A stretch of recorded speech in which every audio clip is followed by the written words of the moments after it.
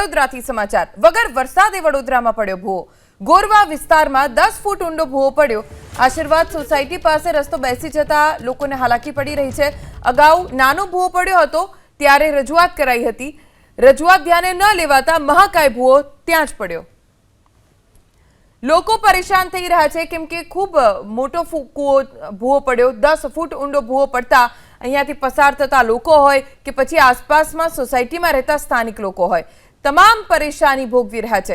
રજૂઆત કરી છતાં પણ કોઈ કાર્યવાહી ન થઈ। પરિણામે આવ્યું કે નાનો પડેલો ભૂવો મોટો થઈ ગયો। 10 ફૂટ ઊંડો ભૂવો છે અને હવે જ્યારે ભૂવો મોટો થઈ ગયો ત્યારે સમારકામની કામગીરી શરૂ કરવામાં આવી રહી છે। વડોદરાથી સમાચાર વગર વરસાદે વડોદરામાં પડ્યો ભૂવો। ગોરવા વિસ્તારમાં 10 ફૂટ ઊંડો ભૂવો પડ્યો।